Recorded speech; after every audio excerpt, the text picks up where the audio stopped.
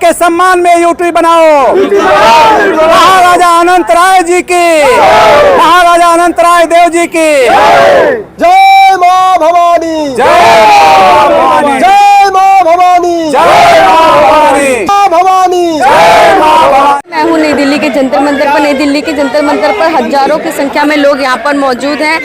Sir, आपका नाम? मैं राणा विजय राजभर भारत छत्तीसगढ़ सूर्यवंशी हूँ। सर, आज क्या मांगे हैं आप लोगों की, जो आप लोगों को नहीं? हम लोग उत्तर बंगाल यूटी बनाना चाहते हैं, जो कि असम का कुछ क्षेत्र है, कुछ बिहार का क्षेत्र है और बंगाल का कुछ क्षेत्र है, उत्तर बंगाल का एरिया है। सबको मिला के हम यूटी बनाना चाहते हैं, यूनियन टेरिटरी यानी केंद्र शासित राज्य बनाना चाहते हैं। और भारत सरकार के प्रधानमंत्री नरेंद्र भाई मोदी जी ने और गृह मंत्री ने जाके वहाँ वादा किया है, इसलिए अपने वादे को पूरा करें और यूनियन टेरिटरी बनाएं। हम भगवान विष्णु नारायण और भगवान जो है इंद्र के वंशज हैं। हम चक्रवर्ती सम्राट सुहेलदेव राजभर के वंशज हैं। हम महाराणा प्रताप जी पृथ्वीराज चौहान के वंशज हैं। हम सम्राट अशोक के वंशज हैं। छत्रपति वीर शिवाजी महाराज के वंशज हैं। दिल्ली को प्रशासन करने वाले जो है सम्राट त्रिलोक चंद्र के वंशज हैं। इसलिए हम जो कहते हैं वो करें। इस प्रधानमंत्री जो कह रहे हैं वो करें, क्योंकि वो कहते हैं कि हमारा सीना 56 इंच का है, तो हम मानते भी हैं। जिस तरह आपने कश्मीर को आज़ादी दिलाई है, ब्राह्मण भाइयों की संस्कृति नष्ट तो हो गई, मगर कश्मीर की में धारा 370 और 35 से समाप्त करके आपने एक कोशिश किया और सराहनीय प्रयास रहा। उसी तरह का प्रयास आप उत्तर बंगाल को यूटी बनाने में कीजिए।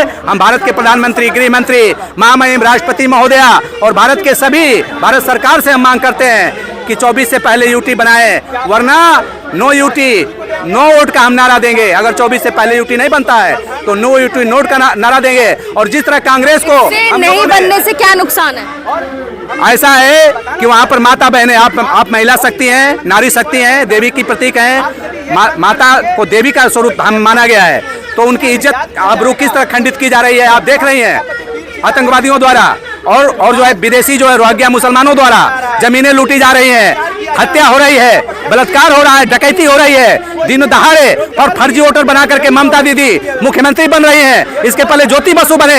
ज्योति बसु ने अस्थायी पट्टा दिया, हमारे लोगों राजवंशी क्षत्रिय भाइयों की जमीनों को लुटवाया, और मायावती ने अस्थायी पट्टा देकर लुटवा रही है। ये जो ममता बनर्जी के बाप का नहीं देश है, हमारे बाप जगदीपेंद्र नारायण भूप बहादुर राय का बाप का देश है, जिन्होंने भारत सहित 26 देशों को, दुनिया को आजाद कराया है। भारत सहित दुनिया को आजाद कराया। 1939 में जो है संधि प्रस्ताव किया, उसका नाम है अटलांटिक चार्टर समझौता।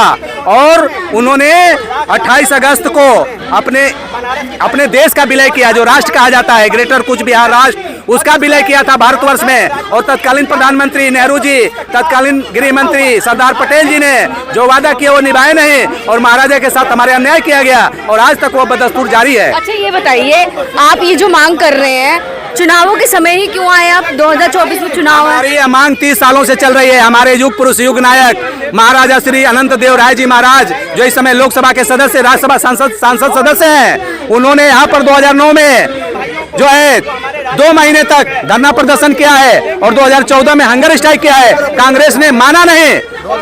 2015 में कांग्रेस ने माना नहीं, और कांग्रेस की सरकार को जमीन दोज कर दिया हम लोगों ने।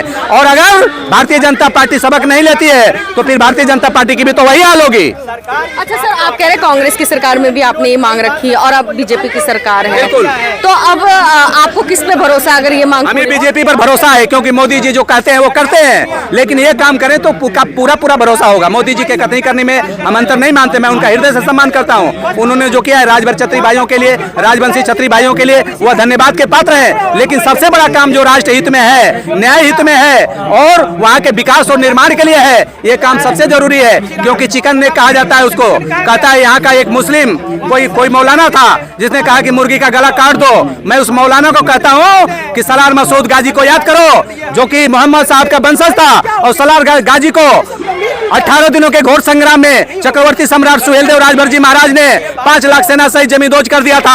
हम उसी के खानदान के हैं। सर, क्षत्रिय राजपूत संगठन का जो है राष्ट्र की एकता, अखंडता और समरसता को बनाए रखने में कितना योगदान रहा है? बिल्कुल, क्षत्रियों ने सतयुग, त्रेता, द्वापर और कलयुग, हर युगों में अपना योगदान दिया है। आज कलयुग में भी, देश की लोकतांत्रिक व्यवस्था में भी, जो गणराज्य है हमारा भारत गणराज्य, इसकी एकता, अखंडता और संपूर्णता बनाए रखने में हम योगदान करेंगे, और जरूरत पड़ेगी तो अपने म्यानों से तलवार भी निकालेंगे देश रक्षा के लिए, राष्ट्र रक्षा के लिए। सर, आज आप लोग कितनी संख्या में लोग आए हैं? हम लोग यहाँ सैकड़ों की संख्या में हैं। सैकड़ों की संख्या में। यदि आपकी मांगों को नहीं सुनती है सरकार तो यूटी नोट 24 में हम बहिष्कार करेंगे, भारतीय जनता पार्टी को वोट नहीं देंगे। और कोई संगठन भी आपका सपोर्ट कर रहा है? पूरे भारत के सभी क्षत्रिय संगठन हमारे साथ आने वाले हैं, बात चल रही है।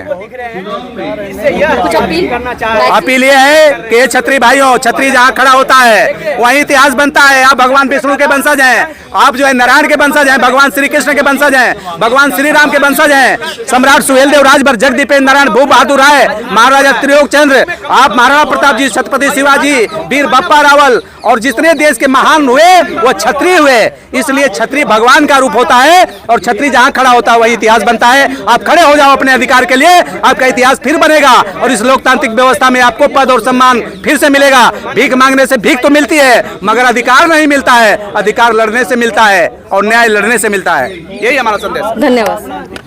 मेरा नाम महेश सिंह है और मैं दिल्ली से हूँ और यहाँ पर जो मास कमेटी रैली का आयोजन हो रहा है जो आज जंतर मंतर पर, और इसमें सब उत्तर प्रदेश, बिहार, झारखंड और उत्तराखंड और दिल्ली के आसपास के जितने भी लोग हैं सब आए हुए हैं। क्या कुछ मांग रख रहे हैं? इस मांग का मेन मुद्दा मैडम ये है जो बंगाल का, जो उत्तर बंगाल का हिस्सा है और बिहार का जो 3 डिस्ट्रिक्ट है पूर्णिया, कटिहार, किशनगंज, इसको अलग स्टेट बनाने का मामला है। और असम के 3 डिस्ट्रिक्ट कोकराझार, बगैगांव और चिरांग, ये सब मिलाकर केंद्र शासित प्रदेश की मांग कर रहे हैं क्योंकि वहाँ पर घुसपैठिया की संख्या बहुत ज़्यादा हो गई है और घुसपैठिया इतने ज़्यादा हो गए हैं जो आज स्थिति वहाँ पर इतनी खराब हो गए हैं, पूछिए मत। ठीक है, तो यही मैटर है और ये मैटर आज के नहीं बहुत पुराना है और सरकार को जल्दी से जल्दी इस बात पर ध्यान देना चाहिए। और आप देख सकते हैं जी, हम जितने भी आप नाम पूछिए सब आदमी उत्तर प्रदेश से हैं और बनारस से हैं। 50% आदमी बनारस से हैं जो प्रधानमंत्री के कॉन्स्टिट्यूंसी से, संसदीय क्षेत्र से है और वहाँ के राजभर भाई लोग आए हैं। और आज राजवंशी को अलग रूप में नहीं देखा जाना चाहिए और राजवंशी को अलग रूप में नहीं देखना चाहिए। जो हमारा समाज अब जो है पूरे भारत में संगठित हो रहा है। क्या मैसेज देना चाहते हैं? मैसेज ये है, आपने देखा होगा, ये मैसेज ये है जो आपने मास कमेटी का जो ऊपर का जो स्टैचू देख रहे हैं आप, जो आपके उसमें दिख रहा है, ये गदा, शंख, चक्र और कमल का फूल है। ये भगवान विष्णु का है और इससे बहुत बड़ा मैसेज जाएगा और भारत सरकार को जल्द से जल्द, और देखिए ममता बनर्जी हो, ज्योति और वामपंथी सरकार हो, राजवंशी समाज के ऊपर बहुत अत्याचार हुआ और थारू समाज। क्या लगता है 2024 में कमल खिलेगा फिर से? 2024 में अगर केंद्र शासित प्रदेश पहले बना देता है तो वहाँ पर 18 नहीं 20 सांसद उत्तर बंगाल में जीतेगा। अगर वहाँ पर मोदी जी अगर यूटी 2024 से पहले नहीं बनाया तो ये बात आप मान लीजिए वहाँ पर 2 सीट सिमट जाएगा, 2 सीट भी नहीं जीत पाएगा उत्तर बंगाल में और सुपरा साफ हो जाएगा। तो ये बात यही नहीं है। उसके बाद हम लोग उत्तर प्रदेश के हर घर में जाएंगे और घर घर में जाकर और अपने समाज के बारे में बताएंगे लोगों को जो उत्तर बंगाल में आपके समाज के साथ क्या हो रहा है। और मैं उत्तर प्रदेश के पूर्वांचल के लोगों को जगाऊंगा, मैं छत्तीसगढ़ में रजबारों के घर घर में जाऊंगा। लेकिन और क्षत्रिय जो संख्या है क्षत्रिय समाज के लोगों की वो तो बहुत कम है। नहीं, कौन कह रहा, 60% आबादी हम क्षत्रियों का। आप देखिए तो आज वोटों का नुकसान कितना होगा? वोटों का बहुत नुकसान हो जाएगा। आज के डेट में 25 करोड़ आबादी जो वोटर है, 25 करोड़ वो मोदी जी के वोट दिया है, तभी केंद्र सरकार में मोदी जी आए हैं।